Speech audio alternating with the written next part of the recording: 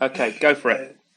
Yeah, so it's been fairly settled really in terms of quite similar to how it was before we left. Our school has been really good at finding a way to accommodate and try and make it as close to normal, especially for computing, as we possibly can. So we still have access to the computers, which I know a lot of schools don't. We've switched from 5 lesson days to 3 lesson days so that we can get cleaning in between different bubbles coming into the classroom. We actually use sanitizer wipes rather than spray and cloths. And so we're getting through loads of those, but that just, I think, speeds things up a little bit. But I think it's getting kids into that habit of they come in the classroom, they sanitize themselves first, they pick a wipe up, they go to their desk, they wipe it down, like keyboard, mouse, and so on, everything that they're going to be touching and that sort of thing. And then obviously they're ready to go. So obviously that adds time to the lesson.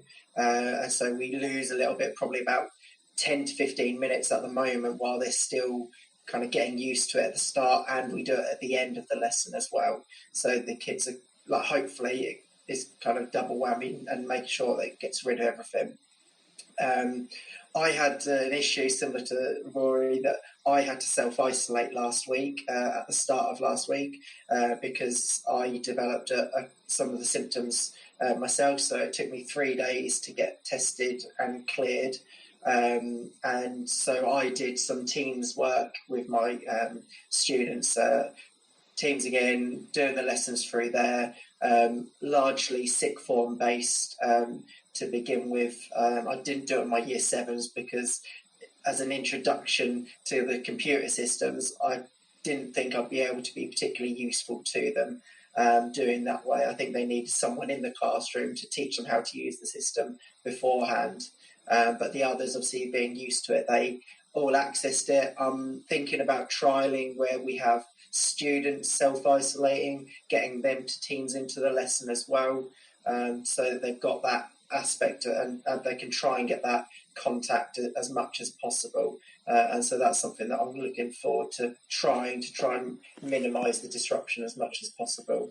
But like I said, on the whole, the measures that have been put in place at our school, I think, are the best they possibly can do, and I think it has worked to be as normal as possible.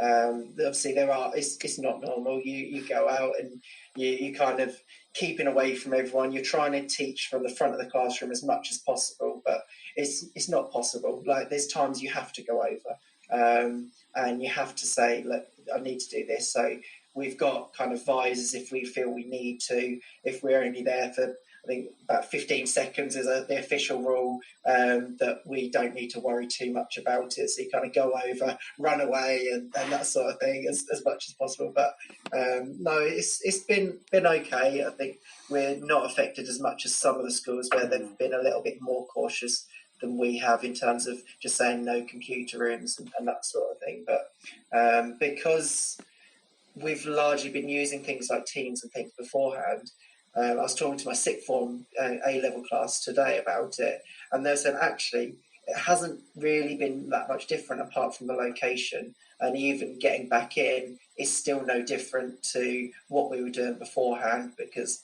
we'd already got these things in place. And I think that's kind of helped us being based in a computer room all the time. It's been really useful, I think. Brilliant. Fantastic. So I think I went well over the minute there, but sorry. It's fine. It's great stuff. Great, real quality